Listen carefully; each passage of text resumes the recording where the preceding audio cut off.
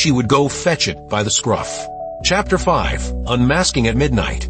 Midnight came with a thinning of the storm and a thickening of the plot. The captain, who had a sense for such things, arranged a subdued gathering in the lounge. Less dancing, more talking. People drew their chairs into confessional shapes.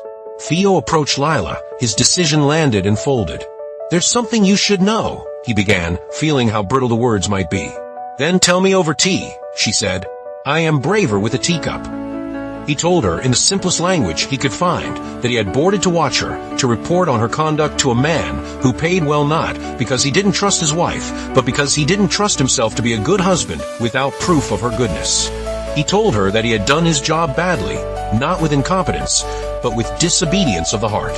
He had come to see her as someone he wished to protect from the very gaze he represented.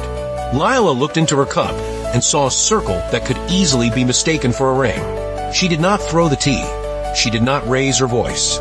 She asked him to listen, and when he nodded, she told him what Maris had asked of her. She was not the woman whose name he had read. She was a singer with a borrowed passport and an honest voice. She was traveling on behalf. They sat in the core of a confession so delicate that anyone leaning too hard on it would break it.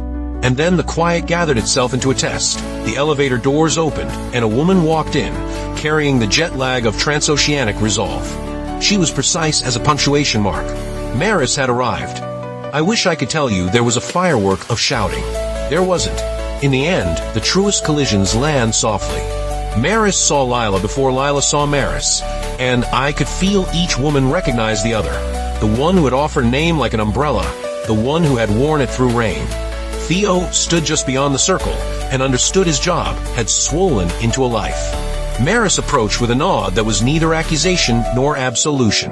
"Thank you," she said to Lila, as if thanking a nurse who had sat at a bed in the small hours. "Did you find anything I should know?" Lila shook her head. "Only that the ocean tells the truth if you stay on deck long enough." Adrian did not appear with a bouquet and a speech.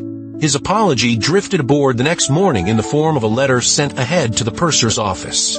He wrote of a ring he had failed to buy because he feared it would look like compensation rather than devotion. He wrote clumsily, like a man learning to hold a pen left-handed. But he wrote, and sometimes that is the first architecture of repair. They met in a corner of the deck where wind edits everything down to essential verbs. Maris handed him back his fear, and took his hand like a new student takes a new book. I will not promise you they were transformed into a perfect union. I will tell you they began again, which is rarer and harder and more faithful. As for Lila and Theo, their first argument was over who had lied more. They did not keep score long. He admitted he had decided, without the dignity of inquiry, that he knew her.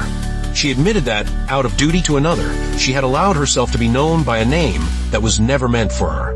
They forgave each other not with speeches but with sensible plans, real names, real addresses, dinners in real restaurants where the floor does not move. Chapter